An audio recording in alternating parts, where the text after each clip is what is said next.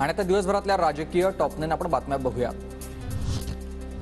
शिरूरमध्ये आयात उमेदवारापेक्षा महेश लांडगेंना उमेदवारी द्या, राष्ट्रवादीचे माजी आमदार विलास लांडेंची अजित पवारांकडे मागणी। आढळराव राष्ट्रवादीच्या तिकिटावर लढणार अशी चर्चा असल्यानं लांडे हे महेश लांडगेंसाठी आग्रही।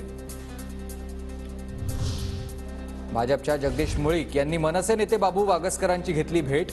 जगदीश मुळीक पुण्यातून लोकसभा निवडणूक लढण्यास इच्छुक। भाजप नेत्याबरोबरच इतर पक्षांच्या नेत्यांच्याही भेटीगाठी सुरूच। भाजपही आता बारामती लोकसभा मतदारसंघाच्या कामाला। मंत्री चंद्रकांत पाटील पुण्यात बारामती, शिरूर, पुणे या लोकसभा मतदारसंघाचा आढावा घेणार। उद्या बैठकीचं आयोजन। शिखर बँक घोटाळ्यात फडणवीस अजित पवारांना चक्की पिसायला पाठवणार होते। आता फडणवीसांनी पुरावे नष्ट केलेत का? सुनेत्रा पवारांनी फडणवीसांविरोधात अब्रू नुकसानीचा दावा ठोकावा। संजय राऊतांची फडणवीसांवर टीका।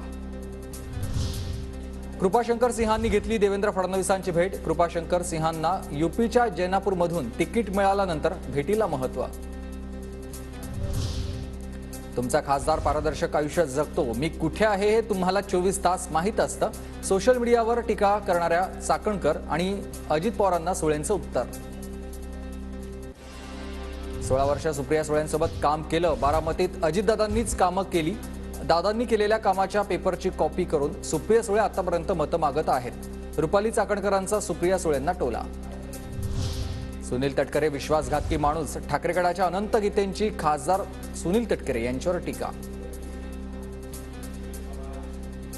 पवारांवर टीका करणारे गीते आता राजकीय कारणासाठी पवारांचे पाय धरतात। सुनील तटकरेंचा अनंत गीतेंवर पलटवार। माझ्यासमोर लोकसभेला गीतेंचं आव्हान आहे असं मी मानत नाही, असाही टोला।